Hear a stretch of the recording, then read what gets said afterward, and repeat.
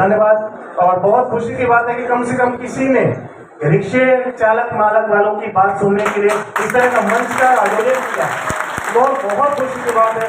मैं गर्व से कह सकता हूँ। और ये कितना अच्छा कॉम्बिनेशन है कि हमारे देश के प्रधानमंत्री जी श्री नरेंद्र मोदी जी और यहाँ के नेताजी श्री नरेंद्र मेहता जी, बहुत बहुत धन्यवाद सर, आपने हमारी तकलीफ। धन्यवाद। मीरा भाईंदर का रोड जो है सबसे गड़बड़ है, सभी रिक्शे वालों के लिए वो दुर्घटना की विषय है।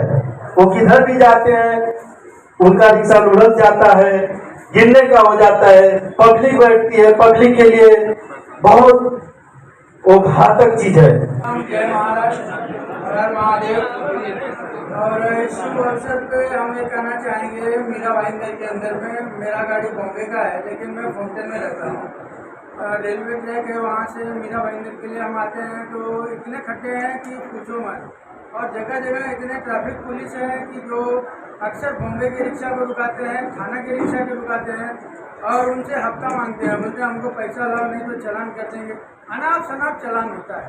मैं इसके लिए नेता साहब से गुजारिश करूंगा कि मीरा भाईंदर का जो ये पुलिस का रवैया है इसके ऊपर थोड़ा विशेष ध्यान दें। जय महाराष्ट्र, जय दिल्ली। हफ्ता वसूली रिक्शा वालों से 4 स्टैंड है, नया नगर साइड एक मेन स्टैंड, मच्छी मार्केट साइड में 2 स्टैंड है। हर स्टैंड पे अगर एक भी चक्कर आप गए तो आपसे 10 रुपया जबरदस्ती वसूला जाता है। इसका कोई रास्ता निकाला जाए सर, क्योंकि आप एक राउंड भी गए तो आपको पहले 10 रुपया देना पड़ेगा। 10 रुपया देने के बाद ही आप गाड़ी लगा सकते हैं। हर राउंड पे 10 रुपए। जैसे दिन भर में 4 जगह है, 4 स्टैंड है, 4 स्टैंड पे आप कभी भी जाएंगे तो 10 रुपया दो। 4 स्टैंड पे 4 बार देने का। 4 स्टैंड है सर, चारों पे 10-10 रुपया, मतलब एक रिक्शा वाला पर डे अगर 4 स्टैंड पे गाड़ी लगा दिया गलती से तो 40 रुपया देना पड़ता है। ठीक है, तो ये सब प्रशासन का काम है, ये अवैध रिक्शा वसूली जो है इन लोगों का काम नहीं है, विशेष ध्यान दिया जाए सर। इससे मेरा रिक्वेस्ट है, कुछ निवेदन है। मैंने कई बार देखा है कलपत्रू सृष्टि के पास, सिग्नल के पास रिक्शा वाले के साथ गलत तरीके से हवलदार लोग परेशान करते हैं। थोड़ा सा भी छोटा सा भी एक इतना बड़ा का कार्टून भी रखा जाता है रिक्शा में तो जबरदस्ती पकड़ लेता है। ठीक है। और उतना सामान लेके आदमी कहाँ पर लेके चलेगा, कैसे लेके जाएगा? कोई भी एक डब्बा लेके जा रहा है, एक छोटा सा कार्टून है, एक छोटा सा प्लास्टिक का थैली है, पकड़ लिया। ठीक है। ये देश में 47 साल हो गया, सन 80 2024 आज 1 जुलाई 1 अगस्त हो गया। इस महाराज में अच्छा दादा हुआ, ये गरीब को क्या भोजन मिलेगा इसको मेरे समझ रिक्शा लगे हर जगह नफड़ा। अरे किशोर भाई, हम लोग जानता हूँ जमाना गुजरे मारपीट पड़ गया है, हम सब नहीं बता सकता, लेकिन गरीबों को क्या भोजन मिलेगी हर जगह पूरी हर जगह का बंदी। अरे 45 साल रिक्शा चलाते हैं, आपके साथ में एकदम मेहनत करता सब जाते, लेकिन गरीबों की नौकरी क्या मिलेगा? गरीबों को गरीबी कहाँ जाएगा? हर सरकार बदलता है, आदमी बदलता है, इंसान थोड़े बदलता है। आखिर किशोर साहब आप भी बोलिए कि हम लोग क्या करें, बाहर पर अपना भोजन कहाँ से मिलेगा? और ट्रैफिक हर लोग का उन लोग का। ठीक है, सबसे पहले मैं अपने पूर्व विधायक श्री नरेंद्र मेहता जी को सादर प्रणाम करता हूँ।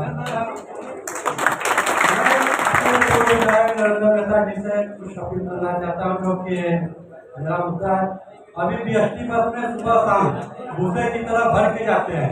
अगर हम एक सीट रिक्शे पर एक्स्ट्रा बैठा लें तो ट्रैफिक पुलिस वाले साइड में लाओ, एक सीट एक्स्ट्रा, उसका केस बनाने लगते हैं।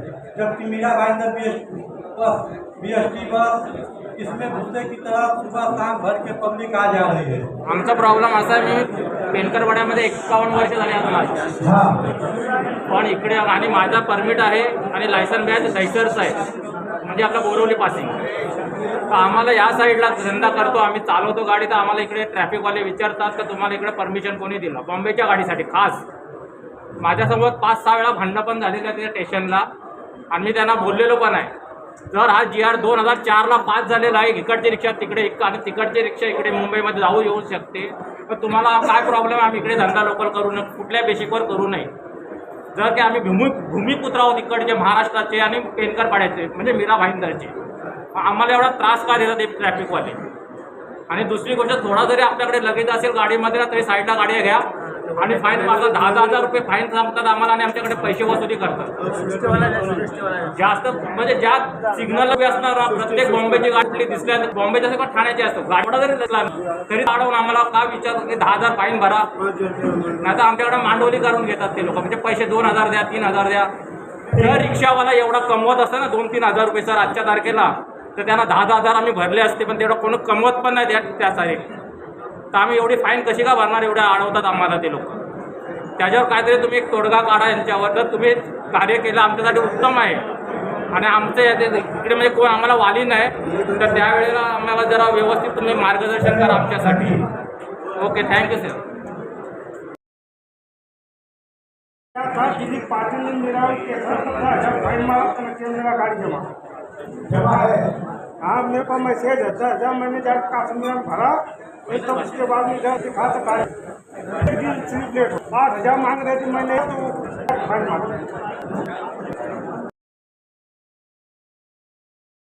शर्मा जी, हमारे मंडल अध्यक्ष अनिल वीरान जी, नगर सेवक मनोज जी दुबे, नगर सेविका सुरेखा सोनार जी, और आज की जिन्होंने विशेष तौर पर इस बैठक आयोजित करने के लिए सबसे अहम भूमिका ली, ऐसे रणवीर वाजपेयी जी, हमारे पप्पू जी जिसे हम प्यार से बोलते हैं, और नीलेश पापाले जी, इन सब के एक बार ताली हो जाए तीनों के लिए। ये ना होते तो हम मुलाकात नहीं करते।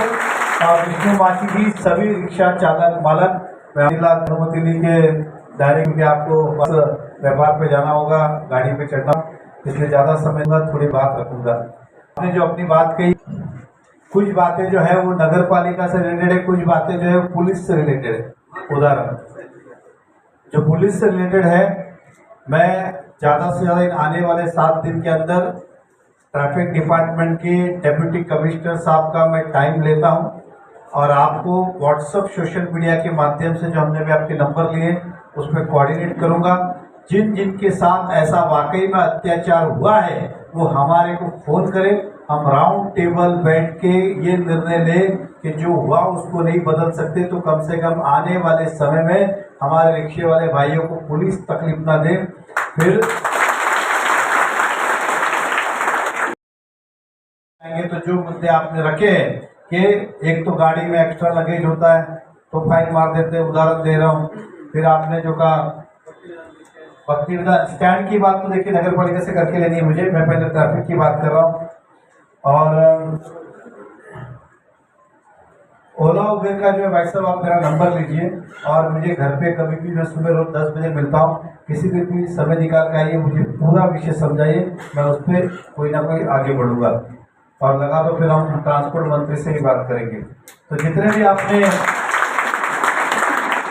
ट्रैफिक डिपार्टमेंट, और जो 10 रुपया वाला है ना, उसको तो मैं काफी टाइम से ढूंढ रहा हूँ, मुझे मिल नहीं रहा है। आप यकीन मानिए, मेरी दिली इच्छा है उसको बंद करूँ, ना लेना ना देना 10 रुपया किस बात का, मेरी दिली इच्छा है। ये खाली भाषण के लिए बोल रहा हूँ। मैंने बहुत जन को बोला कौन सा आदमी कब कहाँ मिलता है बताओ, मैं उसका ट्रैप लगाता हूँ पुलिस को बोल के, और खंडी एक्सटॉर्शन के केस के अंदर उसको अंदर डलवाता हूँ। देखिए थोड़ी बहुत हिम्मत आपको करनी होगी। आपके अगर व्यापार और रिक्शे पे आ जाए तो नरेंद्र मेहता जवाबदारी लेता है, लेकिन खड़े रहिए। पर बोलता हूँ कि आप यकीन बोलिए, मुझे कल बोलिए परसों बोलिए, सब काम छोड़ के मैं इसके लिए आऊँगा, मैं कोने में खड़ा रहूँगा पुलिस को लेके, और बोला देखो ये पैसा लिया, और उसको अभी आप एक आदमी को पकड़ना, बाकी टोली हम ढूंढ लेंगे। इसलिए मैंने क्या कहा आपको, हाँ तो मैं अरे मैं नहीं आऊंगा, मैं कहीं खड़ा रहूंगा, मैंने कहा। अगर आपको लगता है तो कोई टाइमिंग बोलो, मैं उधर आके 2 घंटे 3 घंटे खड़ा रहता हूँ, कुर्सी लगा के बैठता हूँ। अगर परमानेंट सॉल्यूशन चाहिए तो उस आदमी को पकड़ना जरूरी है, जब उसको अंदर डालेगा तो समझ में आएगा, लेकिन आप नहीं करोगे तो फिर कैसे चलेगा। अभी मैं सिंपल कहता हूँ, आपको कुछ नहीं भी करना है ना, देखिए सभी लोग डरते, ऐसा नहीं कि दाऊद भी डरता था, आपकी जानकारी की, डरते तो सभी से, कोई किससे कोई किससे। ये जितने रिक्शा वाले हैं, एक कॉमन है, एक आदमी सोचता है मैं क्यों लूँ, सभी लोग मिलके मैं सिग्नेचर अभियान लेता हूँ कि यहाँ पे 10 रुपये हर स्टैंड पे जाता है, इसको पुलिस प्रशासन बंद करें। मैं आपको विश्वास दिलाता हूँ, पुलिस का खुद का राउंड अप मैं शुरू करता हूँ। कोई समाज के पदों पे होगा, उसी तरह से हम भी राजनीतिक पदों पे है। मेरा व्यापार भगवान की दया से आप सबके साथ से अच्छा है। मैं भी 2 पैसे कमाता हूँ तो चीजें बढ़ने वाली है। अगर मेरा बैंक में अगर 1000 रुपया है, मुझे रस्सी से बांध दोगे ना, तब भी 7 साल बाद खोलोगे तो 2000 हो जाएगा। होगा कि नहीं? हो जाएगा। तो स्वाभाविक है, अगर 2 स्कूलें है तो 7 साल बाद होगा कि नहीं? मैं तो 1% ही गिन रहा हूँ। मैं कहने का मतलब ये था कि आपसे मुझे आज मदद ये चाहिए कि अगर आपको लगता है, मैं अपनी 5 मिनट बात को समाप्त करके एंड करता हूँ, कि आपके पास बहुत उम्मीद लेके आया हूँ। जो काम आप कर सकते हो वो शायद हमारे कार्यकर्ता भी कम पड़ जाए।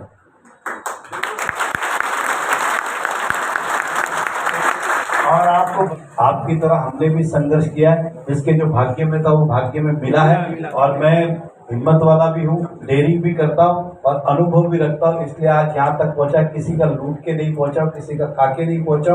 मेरी कोई मोनोपोली नहीं, मेरी कोई दादागिरी नहीं है, या किसी से कोई हफ्ता लेके नहीं हुआ है कि खाली बोलने के लिए बोला है। आज आपसे बड़ी उम्मीद लेके आया हूँ कि पिछली बार देखिए, चुनाव हार जीत होती है अपनी जगह पे, किसी को फर्क नहीं गिरता है, लेकिन आदमी दिल में रखता है कि हारे भी तो सम्मान से हारे, इस कीमत पे नहीं कि इसने ये किया वो किया। और मुझ पे वही आरोप लगे। और आपको बता दूं, ये प्री प्लान आरोप थे। प्री प्लान मतलब कि उन्होंने एक नक्की किया था, इनको काम के बारे में बोलेंगे तो इसको कोई हरा नहीं सकेगा, इसलिए उन्होंने अपनी सोच रखी।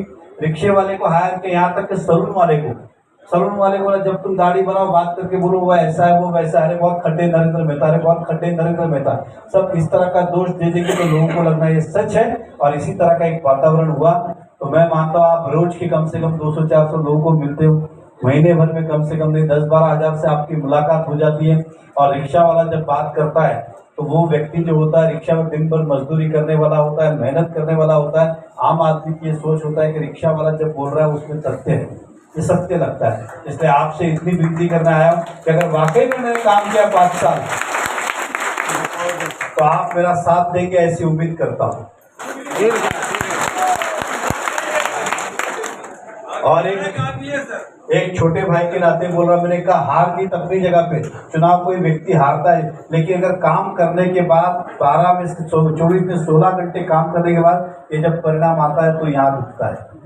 जैसे आपको कहा ना कि एक ट्रैफिक वाला पकड़ लेता है और कुछ नहीं, दिन भर में 1000 रुपया कमाया होता है और 5000 रुपया लेके चला जाता है, तो जो परिणाम आपको लगता है वही ऐसा ही परिणाम हम पे भी उस समय होता है। ये सत्य परिस्थिति है भाइयों। और मैंने जो कहा कि मैं काम के नाम पे मांग रहा हूँ, और वाकई में अगर फिर भी आपको लगता है तो इन पिछले 5 साल में 19 से 24 तक मुझे केवल एक ही काम, 2 भी नहीं बोल रहा हूँ, कि ये काम इनका किया हुआ। मेट्रो और फ्लाईओवर तो मेरा बनाया हुआ है, सीमेंट रोड तो मेरी शुरुआत की हुई है, बराबर है। भाईंदर वेस्ट का टेम्पो हॉस्पिटल 2016 में उद्घाटन किया, कमिश्नरेट ऑफिस 2019 में आया। ये सब चीज मुझे एक चीज उनकी की हुई बता दीजिए, कुछ भी नहीं, केवल एक ही चीज अगर है तो बताइए।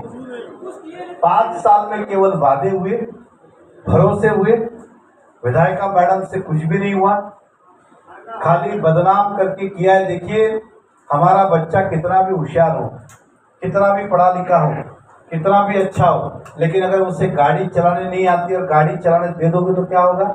नहीं चला पाएगा, एक्सीडेंट ही होगा। और यही हमारे शहर के साथ हुआ।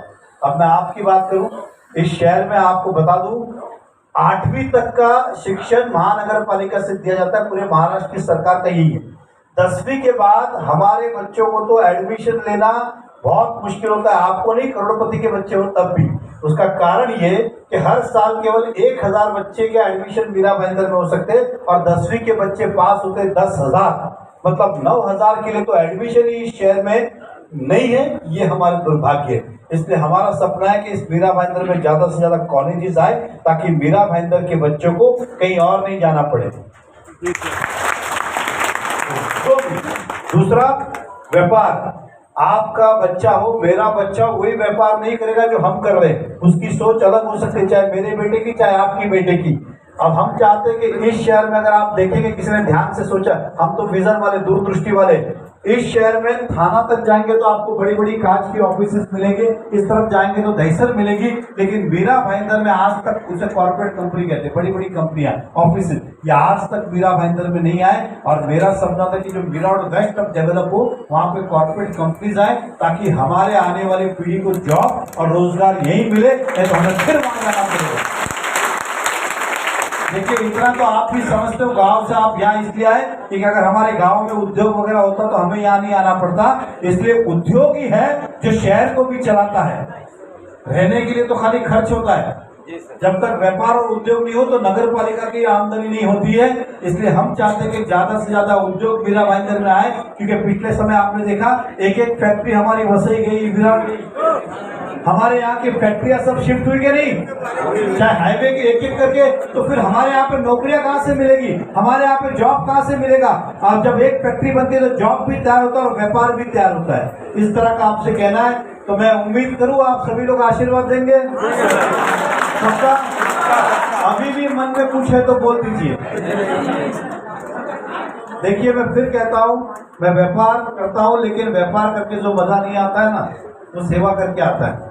आप यकीन मानिए, अगर आप अपने दिल पे हाथ रखिए, मान ले किसी गरीब आदमी को बहुत ज्यादा जरूरत है, आप दिन भर 2000 रुपया कमा के आते हो और एक आदमी का आप उसके जीवन जीने का निमित्त बन गए, मतलब उसकी जान बचाने में हो या उसका घर संभालने में हो, उस दिन आपको खुशी कौन सी होगी? 2000 रुपये कमाएगी या उसकी मदद की वजह? ईमानदारी से बताइए।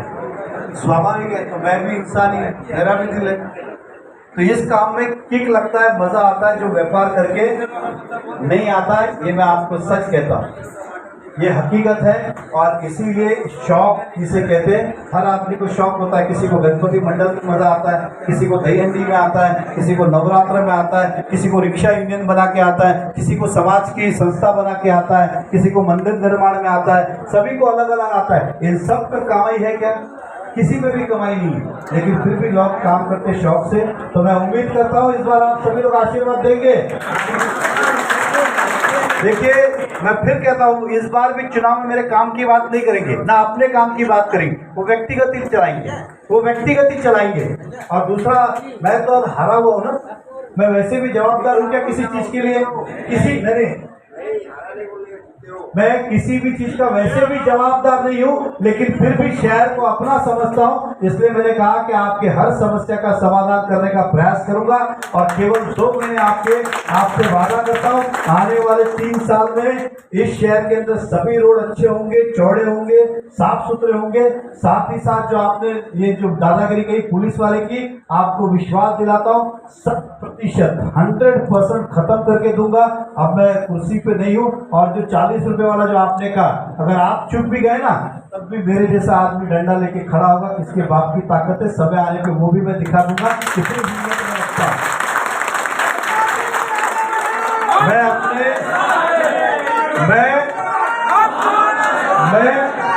मैं अपने जीवन में आज तक किसी से डरा नहीं, ना लड़ा। अपने में इतनी शक्ति है, इतनी बुद्धि है, इतनी क्षमता है कि बिगड़ लड़ाई हम सब कुछ कर सकता है। कायदे का नॉलेज रखता हूँ, अनुभव रखता हूँ, लोगों की जरूरतों को समझता हूँ। इसलिए आपका आज जो समय मुझे मिला है, वो समय आपका कर्ज है मुझ पे। किसी दिन कोई भी रिक्शा वाला भाई मेरे घर तक आएगा तो आपको विश्वास दिलाता हूँ वो खाली हाथ नहीं जाएगा। इतना ही कह रहा हूँ, चुनाव है इसलिए नहीं, जब हम मिलते हैं तो मुझे भी आपकी भावनाओं के प्रति आदर होता है और आपको भी हमारी भावनाओं के प्रति आदर होता है। और विश्वास दिलाता हूँ कि जो गलतियां मुझसे हुई उसके लिए क्षमा याचना, लेकिन अगले साल जब चुन के आने के बाद आप क्या हर साल कम से कम एक रिक्शा वाले की बैठक करेंगे, ताकि हमारे विचार आदान प्रदान हो सके। ये आपको विश्वास। अब उनके 5 साल भी देखे, मेरे 5 साल भी आपने देखे, तो मैं आपको यही कहूँगा कि आप लोग पूरी साथ दें, ताकत के साथ खड़े रहें और मेरी बातें जनता तक पहुँचाए। यही मुझे आज कहना था। जय श्री राम, जय जय श्री राम, जय श्री राम, जय श्री राम, जय श्री राम। भारत माता की जय, भारत माता की जय। धन्यवाद। आप कुछ बोल रहे थे? जितने रिक्शा भाई बैठे हैं 90% सब चाल और झोपड़े में रहने वाले। 1 महीने से ये समस्या सामने आई है, जो हमें टैंकर 500 में मिलता था, उसका डायरेक्ट 1000 रुपये किया गया। सर इसमें आप क्या मैंने कल ही कमिश्नर साहब से, मीरा देवी जी हमारी नगर सेविका आई थी, मैंने कहा कि लावक पड़ा है कॉर्पोरेशन, हमने कमिश्नर से कहा है कि बिल्डिंग के भले आप 1000 रुपया लो, लेकिन बस्ती में पानी सुविधा है, आम आदमी 500 रुपया और 1000 रुपये दे सकता है। और मुझे कमिश्नर ने पॉजिटिव कहा है, भगवान ने चाहा तो मैं आने वाले 4 दिन के अंदर अंदर इसके 500 रुपया करके दूंगा।